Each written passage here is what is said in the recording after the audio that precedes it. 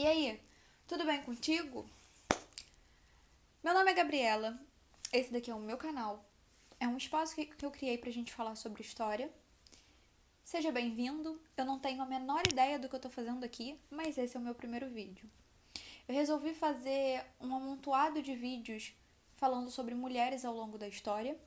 E eu vou falar das mulheres que eu acho importantes. Então, se você achar legal, eu vou fazer agora aquele negócio que todos os youtubers fazem. Se inscreve aqui, dá seu like, deixa seu comentário, todas essas coisas. Não sei porque eu estou pedindo isso, porque eu não sei se eu pretendo gravar outro realmente, porque é muito difícil. Mas tá bom, eu tô fingindo que eu tô falando com um amigo pra ficar mais fácil.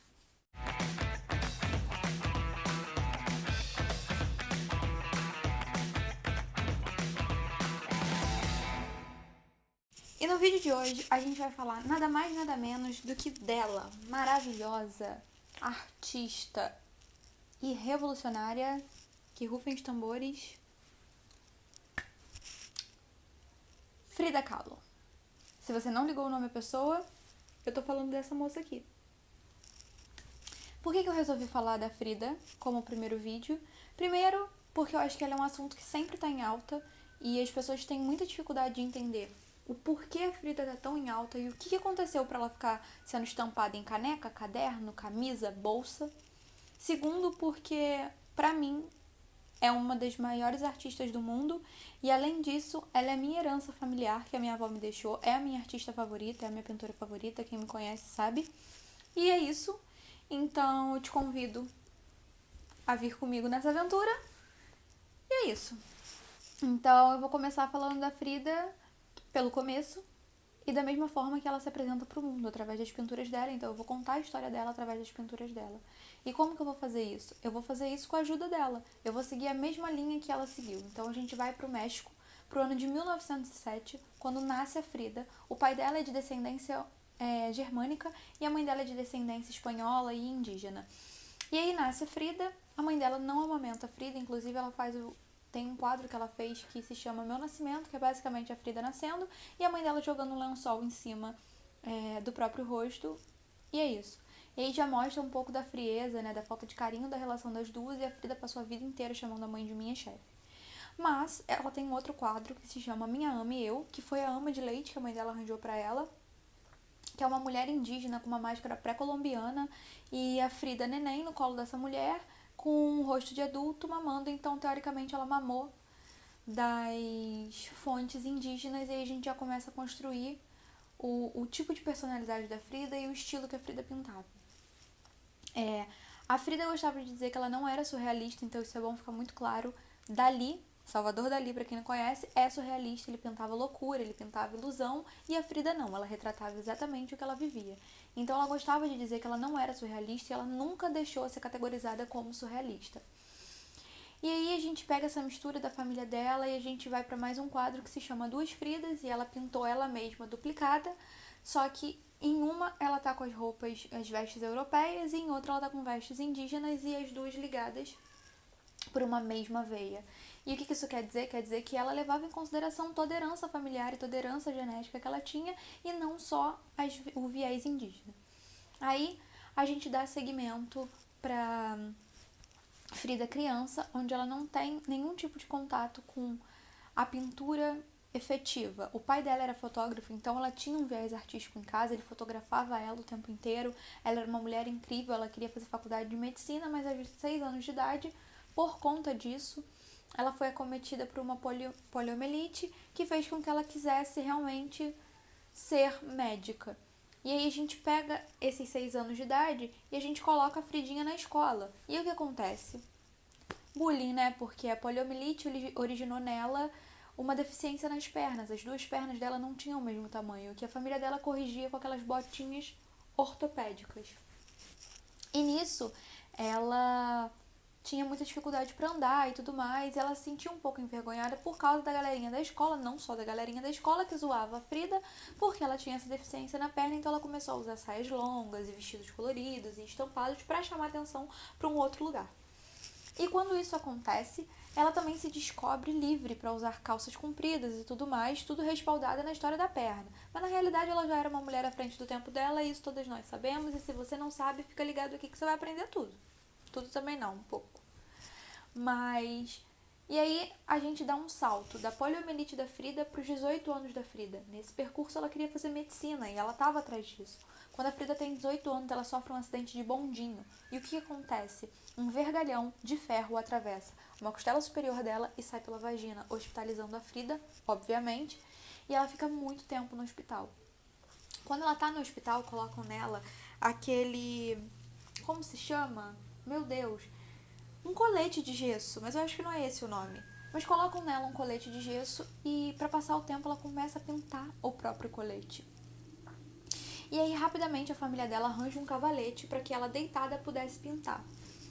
E ela namorava um menininho na época, o Alejandro, e ela faz uma das primeiras pinturas dela, que é autorretrato e vestido de veludo, que ela se pinta com um vestido de veludo e que todo mundo acha que esse quadro é gigantesco, mas na realidade é um quadrinho desse tamanho.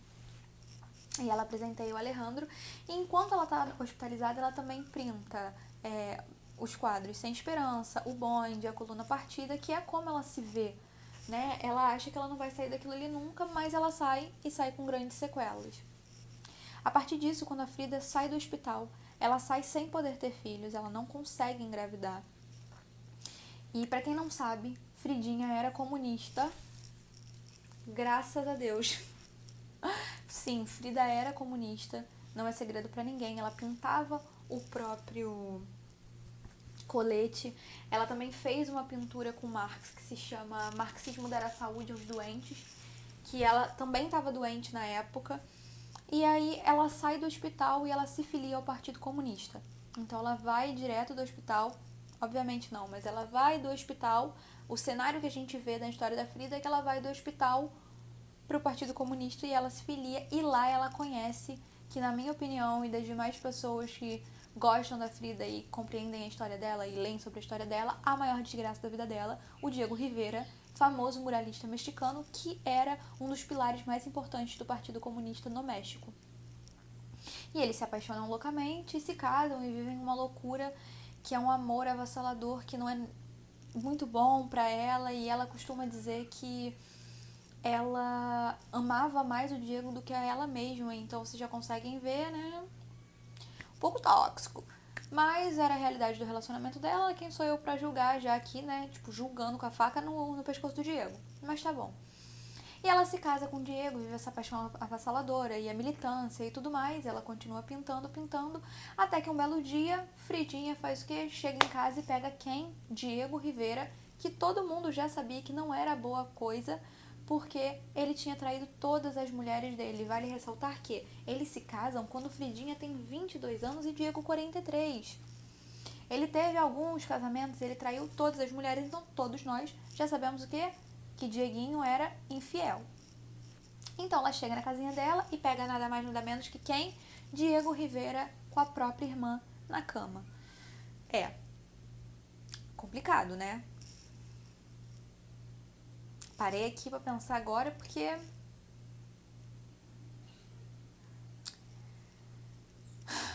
uma pausa dramática, mas foi o que aconteceu. E aí o que acontece se torna ainda pior, porque ela descobre que os filhos da irmã dela, na verdade, não são sobrinhos dela, são enteados dela, porque eles também são filhos do Diego. Será que dá pra ficar pior? Dá pra ficar pior, galera. E aí a Frida se desespera e corta os próprios cabelos, que era a coisa que o Diego mais amava nela, e pinta um quadro que se chama Memória e Coração, que ficou famosíssimo. E ela se separa do Diego, né? Amém. E aí ela pinta um quadro que se chama, para representar os cabelos, autorretrato com o cabelo cortado, porque ela realmente afrontou o Diego ali e se separa dele. E aí ela começa a retratar todas as mazelas que aconteceram na vida dela, inclusive no diário dela. Eu tenho esse diário. Ela retrata uma frase que ficou muito marcada, se eu não me engano. Eu vou botar ela certinha aqui, mas se eu não me engano é: carrego em mim todas as chagas do mundo. E isso é muito triste quando a gente para pra pensar. E ela começa a retratar também uma das maiores dores e tristezas da vida dela, que é o fato dela não conseguir ter filhos. Por causa desse acidente do bondinho, ela não consegue engravidar, então ela teve uma série de abortos ao longo da vida, e ela retrata alguns deles no diário dela. Já falei que eu tenho esse livro, inclusive. Fãs de Frida, comprem, maravilhoso. Eu ganhei de presente, foi um presente muito feliz. Ela retrata no quadro Hospital Henry Ford os abortos dela e a tristeza na qual ela sentia. Mas aí, o que acontece? Acontece um desfecho aí nessa história que a gente não queria que acontecesse, né? Frida, em um momento X da vida, volta com Diego Rivera. Eles tinham casas uma do lado da outra, então eles montam uma ponte, uma do ladinho da outra, pra cada um na sua casa, né? Bom senso e autoconhecimento é extremamente importante. Ninguém merece morar com um homem, suportável, muito cansativo. Quem já teve a experiência, bota o dedo aqui, senão vai fechar. Pois bem, e nisso, ela volta com o Diego, e nenhum dos dois é fiel, né, meus bens?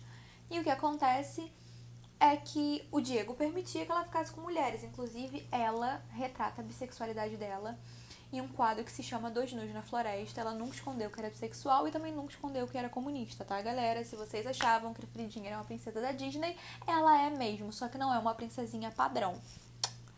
E o que acontece a partir daí? Diego transforma a vida de Frida no inferno, né? Porque ele só permite que ela fique com mulheres e não permite que ela fique com homens. Então ele, né, Chernobyl pra caramba, né, canceladíssimo, vamos cancelar Dieguinho.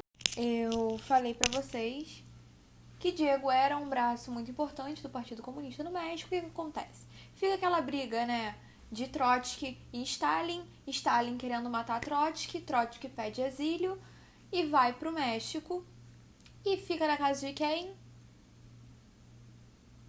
Isso aí. Ele fica na casa de nada mais nada menos que Diego Rivera e Frida Kahlo. Frida, como membro assíduo do Partido Comunista também, recebe Trotsky, a esposa dele. E o que ela faz? Isso mesmo, ela tem um caso com Trotsky. Inclusive, ela pinta um quadro da Natália Sadova, ou Sadova, não sei falar o sobrenome dela. E Diego, quando descobre desse caso, surta e fala: Trotsky, vaza. E Trotsky vai para uma outra casa, na qual Stalin consegue encontrar ele, e ele é morto com uma machadada na cabeça, mas isso é um assunto para um outro vídeo. E o que acontece? A partir disso, a Frida não tem um quadro de saúde muito bom desde o começo da vida. Então o quadro de saúde dela vai piorando, e o tempo vai passando e vai piorando, e o que acontece é que ela precisa amputar os pés. Sim, ela perde os pés ao longo da vida, e ela faz um desenho que tem no diário dela com uma frase muito bonita: para que pés tenham asas para voar, que ficou extremamente famoso.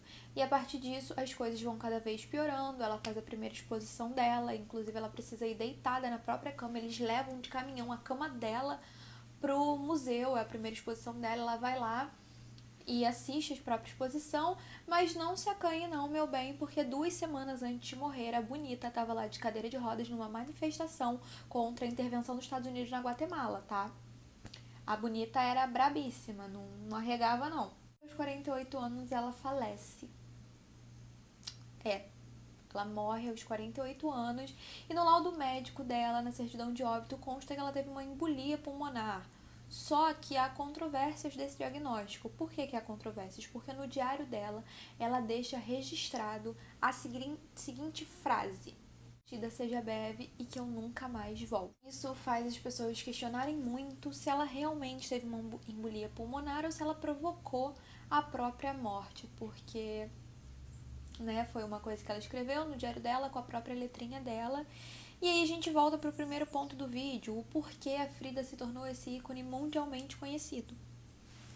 A Frida se tornou esse ícone mundialmente conhecido e se tornou símbolo feminista, mesmo sem nunca ter dado uma declaração dizendo que era feminista, porque ela defendia muito o direito das mulheres, né? O direito de vir, o direito de ser quem você quiser. E, inclusive, tem uma pintura dela que se chama Uno Poco Piquetitos, que foi de uma história que ela soube de um homem que matou a mulher. E no tribunal ele vira pro juiz e fala: mas eu não fiz nada demais.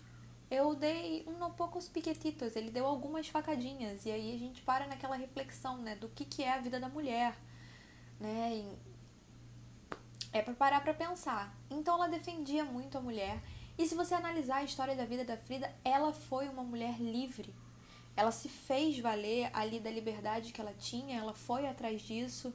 Ela foi uma das primeiras mulheres que expôs quase todos os tabus femininos: aborto, traição, abandono, separação. Imagina você se separar nos anos 40, nos anos 50, isso era... A Frida viajava sozinha. Tem uma das pinturas dela que retrata a dualidade dela com os Estados Unidos, né? Metade mexicana, metade americana ali, porque ela já não se identificava mais tanto assim com o México, mas também não queria abrir mão de tanto que ela estava indo para os Estados Unidos sozinha. Ela foi dona da própria história. Eu acho que isso fica de reflexão para outras mulheres, fica de exemplo para outras mulheres, que homem nenhum nos para, né?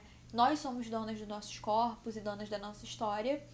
E se você não ficou impactado com a história de Frida, eu sinto muito, porque pra mim é uma história muito forte, muito marcante. E é isso que eu queria contar pra vocês, e essa é o registro que eu tenho pra deixar aqui do primeiro vídeo sobre a Frida, e vocês me falam o que vocês acharam, e se vocês tiverem mulheres também da história pra sugerir, é isso. Um beijo, tchau!